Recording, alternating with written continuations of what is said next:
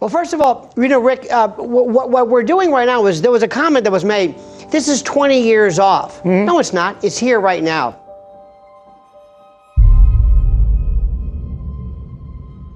We have a different kind of finalmente for you tonight. In case you were thinking we would finish this newscast without a mention of Halloween, did you think that? I thought to myself, ain't gonna do it, ain't gonna do it, ain't gonna do something on Halloween. And then this story crossed. We have to. It's about ghost particles. And we just couldn't help ourselves. So we're gonna do it for you. We're gonna show you this story. Actually, we're sending out our princess of mystery and intrigue on this one. Here is RT's Natasha Sweet. It might not be the scare you're looking for on this Halloween, but intriguing nonetheless.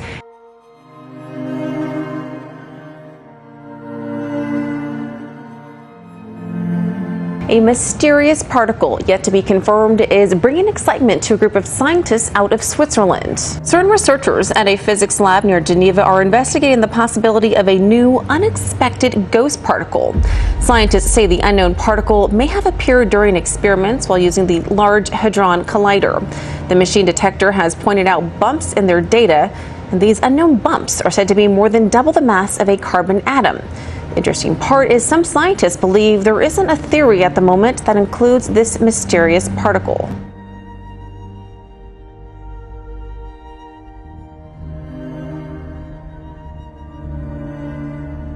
George Wieglin, a German theorist, says it's something being looked into at the moment. He says this does not exclude the possibility that such a signal could actually exist. On the contrary, it would be even more exciting if a signal were observed that does not seem to fit into our present models. While more experiments are still in the works, it's a possibility this ghost particle could be a new discovery. Senior scientists will be discussing their work publicly on Thursday about the undiscovered bumps. Scientists say if this discovery is confirmed by Atlas, it will be considered real and possibly something completely revolutionary. With recent advancements in genetic engineering, the reality of creating your ideal baby is closer than ever before, if you wish. Britain's fertility regulator is to look into claims that a number of doctors have been secretly allowing couples to choose their baby's gender for a fee. The practice is illegal in the UK unless it's for medical reasons. Prospective parents already use DNA testing to check for potential genetic abnormalities that could lead to serious conditions. While critics say the manipulation of DNA poses huge ethical and moral concerns, the method is garnering the support of lawmakers and medical experts. While controversial technology could help prevent a baby of having certain genetic defects, critics are saying the implications could have a far worse effect on society. In July, the UK Ethics Council calling the practice morally permissible as long as it's in the best interest of the child.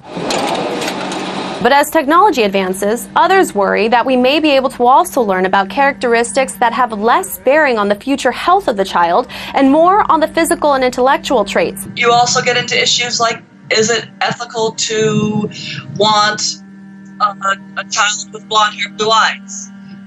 Maybe not. Is it ethical to want a girl over a boy? Is it ethical to want somebody taller versus somebody shorter? You know, and so, but the list can keep going on and on and on. So where do you draw that line? The late Stephen Hawking believed that the advances in genetic science could lead to an elite class of physically and intellectually powerful people if rich people chose to edit their DNA and manipulate their children's makeup. Well, newspaper reports claim that some couples have paid up to £14,000 for the illegal procedure. Several senior doctors allegedly set up appointments at private clinics in the UK before arranging to complete the medical treatment abroad in countries like Cyprus, Greece and the UAE. Well, we got the thoughts of Josephine Quintavalli, who's the founder of Comment on reproductive ethics, and political activist first Kate Smurthwaite. There are medical conditions which either only affect boys or only affect girls, and it's actually fairly standard practice in lots of places around the world for couples who have a family history of those kind of conditions to be given IVF and given the opportunity to select the gender of child that is less likely to suffer from those conditions. I think we would all take steps to try and make sure that our children were less likely to have problems later in life in all sorts of different ways. The idea of just choosing the sex of your child based on a whim, I think to me it sounds horrible. horrifying. But what we should be asking really is the question, what kind of culture are we living in if people have a really strong feeling? If people really, really only want a boy, should we be forcing those people to have a girl? Do we want a girl raised in a family that really only wants a boy and in a culture that evidently values boys much more strongly?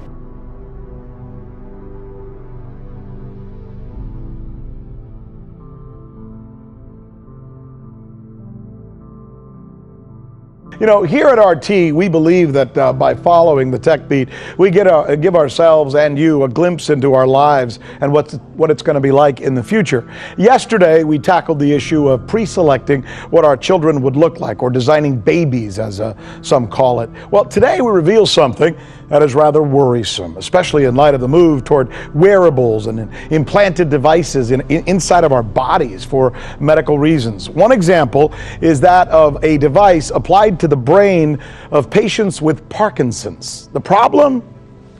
Hackers. Now, you mentioned before in a conversation about offing somebody, removing somebody, dispatching somebody, expurgating them, ruining them. That was a Saudi Arabia story. Right. Let's assume that this particular individual is one out of 200,000 Americans, people here who get, let's say, call this just a pacemaker. And I don't have to go and have some kind of a hit team. Oh. I don't need to use a bone saw and dissolve somebody in acid. And you're done. You're finished. Now, ultimately, think about this. Yeah. What makes Rick Sanchez is your memory, your perspective, what you saw. The worst thing that we could ever do is to ablate and remove memory. You know, they say that history would be a wonderful thing if only it were true, which is what Tolstoy said.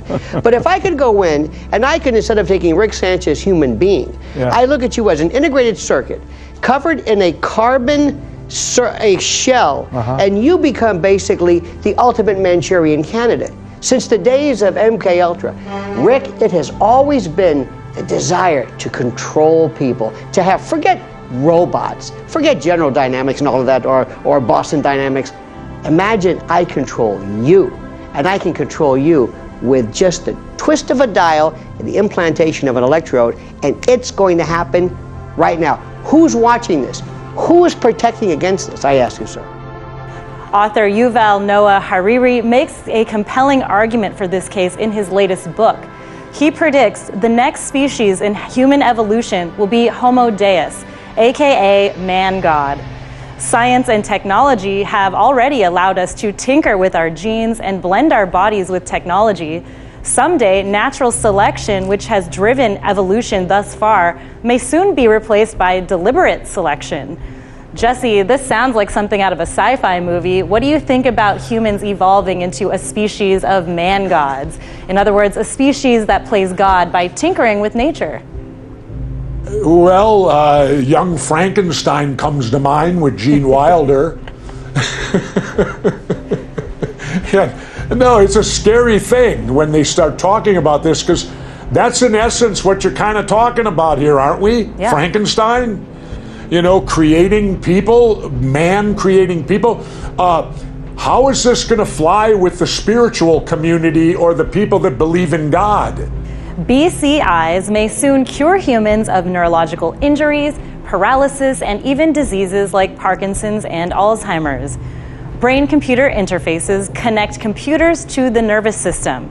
They come in the form of non-invasive wearable devices like helmets and implantable neuroprosthetics like brain chips. Industry leaders predict that brain chips will not only provide cures, but that they will also one day enhance human cognition, memory, and intelligence. Two leading companies in the space include Elon Musk's Neuralink and Brian Johnson's Kernel. Neuroprosthetics have already stopped tremors in subjects with Parkinson's disease and restored limb functionality in test patients with paralysis. Again, it could be a great thing, but the people that get these chips in their heads, how do they know for certain who's got control of that chip? How do they know that chip couldn't turn you into a robot, turn you into a Manchurian candidate? Remember, along with all the good things, behind the curtain, evil will be lurking, and someone will be there to use this for bad. rather than good. And I think that's what we really have to be afraid of. Would I get a chip in my head? Very unlikely. We should do everything possible to protect ourselves and prevent any of these new technologies, especially the ones that are invasive, correct? Correct. And we also need to understand something. One thing in particular, you know, a lot of young folks, God bless them, they look at robots and they confuse robotics with artificial intelligence. The two are completely different. If I can go a step further, what if I use you, Rick Sanchez's brain, to park data? Like I would, instead of putting data on a phone, I park it in you. You haven't even begun to see what we're looking at. Not 20 years from now, but right now, my friend. Well, you know, but anything that may start out being good can quickly end up being evil if the wrong people get control of it. So to me, that's the scariest thing about this is, yes, it may all do all sorts of good things, but what's it going to do when it gets in the hands of the evil guy who is going to then exploit it on humanity? Yeah. If they turn us into man gods, then what will be the purpose of us believing in God then? Well, do you think that it'll lead like to God? Do you think it'll just wipe out all of those religious people, or potentially people who live in poverty because maybe they won't be able to afford these technologies that can upgrade their genes, or people may just self-selectively choose not to move forward with this, and therefore they could disappear from the human species? A lot of things could happen as a result of this. We could end up with a more perfect society, but again, who runs these genes? Who's going to be in charge of all this stuff? This is scary stuff to me. When we start tinkering with Mother Nature and all that, but it's man. We're always going to do it. It's in our genes. We always thirst for knowledge. Thirst for knowledge. Let me repeat that. And so when we travel into space, we're always looking to go now beyond the moon. Right. We got to go farther out there. That's what man does. And can man end up being his own worst enemy? We might find out in this.